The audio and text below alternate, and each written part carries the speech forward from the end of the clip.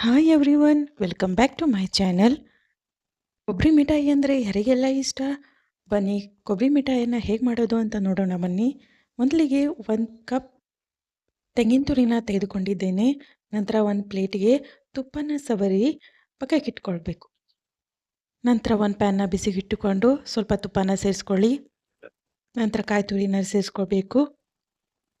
ತುಪ್ಪದೊಟ್ಟಿಗೆ ಕಾಯಿ ತುರಿನ 2 ನಿಮಿಷ ಚೆನ್ನಾಗಿ ಫ್ರೈ ಮಾಡ್ಕೊಳ್ಬೇಕು. 1 ಕಪ್ ಕಾಯಿ ತುರಿಗೆ 1 ಕಪ್ ಸಕ್ಕರೆನ ಸೇರಿಸ್ಕೊತಾ ಇದ್ದೀನಿ. ನಂತರ ಎರಡನ್ನು ಚೆನ್ನಾಗಿ ಮಿಕ್ಸ್ ಮಾಡ್ಕೋಬೇಕು. ಸಕ್ಕರೆ ಕರಗಬೇಕು. ಈ ಹಂತದಲ್ಲಿ ಫ್ಲೇಮ್ನ ಸಣ್ಣ ಉರಿಲಿ ಇಟ್ಕೊಳ್ಬೇಕಾಗತ್ತೆ. ಸಕ್ಕರೆ ಪೂರ್ತಿಯಾಗಿ ಕರಗುವವರೆಗೂ ನಾನು ಇದನ್ನು ಚೆನ್ನಾಗಿ ಮಿಕ್ಸ್ ಮಾಡ್ಕೋತಾ ಇದ್ದೀನಿ. ನಂತರ ಸ್ವಲ್ಪ ಹಾಲನ್ನು ಸೇರಿಸ್ಕೋತಾ ಇದ್ದೀನಿ. ಇದನ್ನು ಚೆನ್ನಾಗಿ ಮಿಕ್ಸ್ ಮಾಡಬೇಕು. ಮತ್ತು ನಿಮಗೆ ಹಾಲಿನ ಅವಶ್ಯಕತೆ ಇದ್ದರೆ ಸ್ವಲ್ಪ ಸೇರಿಸ್ಕೋಬೋದು. ಇದನ್ನು ಚೆನ್ನಾಗಿ ಮಿಕ್ಸ್ ಮಾಡ್ಕೋತಾ ಇದ್ದೀನಿ. ಈಗ ಏಲಕ್ಕಿ ಪೌಡರ್ನ ಸೇರಿಸ್ಕೋತಾ ಇದ್ದೀನಿ. ಮಿಶ್ರಣ ಎಲ್ಲ ತಾನಾಗೆ ತಳ ಬಿಟ್ಟು ಒಂದು ಕಡೆ ಸೇರೋವರೆಗೂ ಚೆನ್ನಾಗಿ ಮಿಕ್ಸ್ ಮಾಡ್ಕೋಬೇಕು. ಅವೆಲ್ಲ ತಳ ಬಿಟ್ಟು ಒಂದು ಕಡೆ ಸೇರಿದಾಗ ಗೊತ್ತಾಗತ್ತೆ ಕೊಬ್ಬರಿ ಮಿಠಾಯಿ ರೆಡಿಯಾಗಿದೆ ಅಂತ.